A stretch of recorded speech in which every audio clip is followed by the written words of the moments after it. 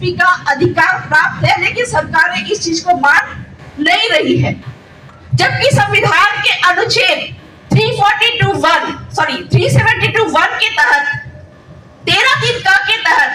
आज भी Wilkinson rule लागू है। मतलब कि जो सिविल कानून और क्रिमिनल कानून को लागू करने की व्यवस्था जो है वो आज भी आपके क्षेत्र में लागू है, लेकिन सरकारें जो है, चाहे वो कोई भी सरकार हो, इस बात को नहीं मान रही है। क्योंकि ये जो पार्टियां हैं ये लगातार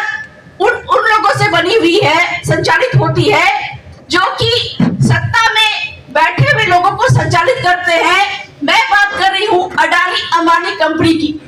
क्योंकि आप ही के लोग चुन के जाते हैं, सदन में बोलते हैं, लेकिन आपकी बातों को नहीं रखते हैं, बल्कि आपके बीच से चुने हुए लोग जो जाते हैं वो अडानी अंबानी कंपनी के सपोर्ट में काम करते हैं। क्यों? क्योंकि यहाँ से तो आप टिकट देके, पार्टियां टिकट देके उनको भेजती तो है ऊपर, लेकिन वहां पे जाके वो अडानी अंबानी कंपनी की बात करते हैं। क्यों? क्योंकि उनको टिकट देने वाले ही वो लोग हैं।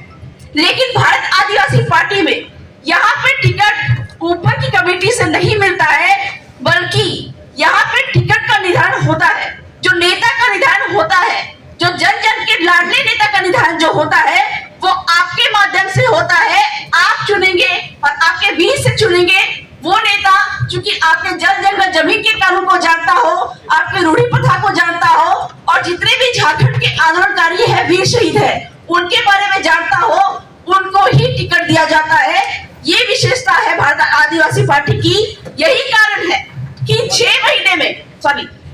महीने में मात्र 4 विधायक इस पार्टी से निकल के आए, जो आज सदन में जल जंगल जमीन संवैधानिक अधिकारों की बात रखते हैं। और हमारे माननीय सांसद साहब जो हैं राजकुमार रोध, इनका YouTube में बहुत सारे युवा लोग देखते भी होंगे। जितनी बातें इन्होंने सदन में रखी है, शायद ही कोई नेता जाके वहां पे रखता है, सांसद विधायक वहां पे जाके रखता है।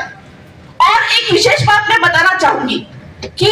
हमारे सांसद महोदय ने ना सिर्फ अपने राजस्थान के आदिवासियों की बात की, मैं आपको बता दूं कि छत्तीसगढ़ में, आपके पड़ोसी राज्य में, वहां पे अडानी अंबानी कंपनी जो हसदेव का जंगल काट रही है, माननीय विधायक जब थे हमारे सांसद महोदय, उन्होंने राजस्थान की सदन में ये बात रखी कि अडानी अंबानी के इशारे पे हसदेव का जंगल कट रहा है। तो जब विधायक होते हुए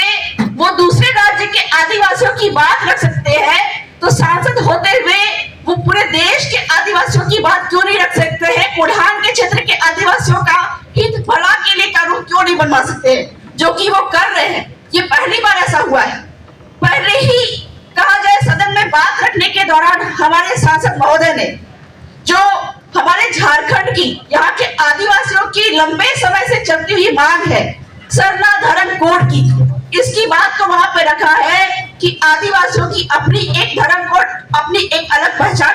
होनी चाहिए। लेकिन शर्म की बात यह है कि 70 से 75 साल में हमने जितने भी नेताओं को वहां पे भेजा, और 24 साल झारखंड बनने के बाद हमने सभी पार्टियों पे, स्थानीय पार्टियों पे, जो कि आदिवासी पार्टी होने का दावा करती है, बड़े बड़े धर्म भरती है, उनको हमने चुन के भेजा, लेकिन उन्होंने कभी भी आदिवासी धर्म कोड की, सरना धर्म कोड की बात नहीं की, जिससे कि हमारा अस्तित्व लगातार छिनता जा रहा है, जल जंगल जमीन खरीद छिनता जा रहा है।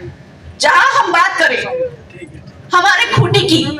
या फिर पूरे झारखंड का ये हाल है कि जिस समय रघुवर दास की सरकार आई थी, लैंड बैंक के माध्यम से बहुत सारे हमारे होम मुंडा आदिवासियों की जमीन को चिन्हित कर लिया गया और उनको रखा गया। और शर्म की बात तो ये है कि चलो भाजपा की सरकार तो चली गई, कांग्रेस और जेएमएम की जो गठबंधन सरकार आई, उन्होंने भी वो लैंड बैंक को आदिवासियों को वापस नहीं किया। इसीलिए हम कहते हैं कि एक सांपनाथ है तो दूसरा नागनाथ है, जो कि दोनों के दोनों पार्टी के साथ में स्थानीय पार्टियां भी यहाँ पे आदिवासियों का, यहाँ के मूल निवासियों का लगातार शोषण ही करती आई है। तो ये जो मैया समान योजना के नाम पे हमारे आदिवासियों को बेवकूफ बनाया जा रहा है, भिखमंगा बनाया जा रहा है, 1000 रुपए दे के उनका हर उस मुर्गी की तरह किया जा रहा है, जिनके पूरे पंख नोच कर उनको कुछ दाने दिया जाता है, मुर्गी आपके पीछे पीछे आती है, भले ही आपने आपका उसका पूरा पंख नोच लिया हो। वही हाल आदिवासियों का है। 1000 रुपए देके आपका पूरा जल जंगल जमीन खनिज आपके संवैधानिक अधिकार 5वीं अनुसूची जमीन को छीनकर फिर आपको मैया समान योजना के नाम पे 1000 रुपए दे रहे हैं। ये बड़े बड़े जो 1000 रुपए महीने का वादा भारत आदिवासी पार्टी नहीं करती है, बल्कि भारत आदिवासी पार्टी आपको इतना सक्षम बनाना चाहती है कि महीना में आप 1 लाख रुपया खुद के दम पे कमाए। चूंकि झारखंड में अभी विस्थापन की समस्या है, यहाँ पे बहुत सारे खनिज है, सोना है, लोहा है, चांदी है, सब कुछ है। बावजूद उसके यहाँ के आदिवासियों के लिए स्थानीय नीति नियोजन नीति तो नहीं बनी, बल्कि सुप्रीम कोर्ट का जो जजमेंट है जिसमें ये कहा गया है कि जिसकी जमीन उसका खनिज, यहाँ पे जो खनिज है इसका कहा जाए कि सुप्रीम कोर्ट के जजमेंट के अनुसार कंपनी में अगर कुछ शेयर यहाँ के स्थानीय यहाँ के आदिवासियों को दे दिया जाए तो यहाँ के आदिवासियों को नौकरी करने की जरूरत नहीं पड़ेगी, और साथ ही साथ में यहाँ से पलायन करके विस्थापन करके और हमारी महिलाओं का ह्यूमन ट्रैफिकिंग नहीं होगा। तो भारत आदिवासी पार्टी ये चाहती है, क्योंकि यहाँ पे जो नेता निकल के आते हैं ये संवैधानिक कैडर होता है उनका, संविधान के कानून के सारे उनको अधिकार बताए जाते हैं, एक एक अनुच्छेद पढ़ाया जाता है, तब जाके उनको टिकट मिलता है। और जो नीतियां जो है कहा जाए कि संवैधानिक आदिवासी और यहाँ के मूल निवासियों के लिए झारखंड के जितने भी हैं जो भी संवैधानिक अधिकार है, उन्हीं बातों को आने वाले समय में विधानसभा में जो चुनाव होने वाले हैं हमारे विधायक वहां पर चुन के जाते हैं। तो जैसे एक हमारे शेर जो है सदन में खुल के बिना डरे बात रखे हैं, क्योंकि उनके नाक में अडानी अंबानी जैसी कंपनी का नकेल नहीं है।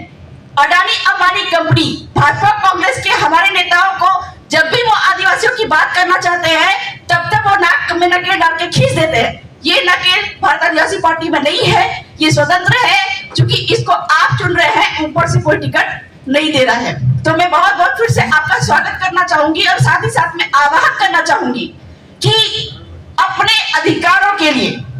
अपने अधिकार को बचाने के लिए भारत आदिवासी पार्टी से जुड़िए, और जो भी विधायक आपके माध्यम से चुन के यहाँ पे आएगा, जिनको भी आप टिकट देंगे, उनको पूरे जोश के साथ गांव-गांव और गली-गली जाके उनको जिताने में अपना सहयोग करें, क्योंकि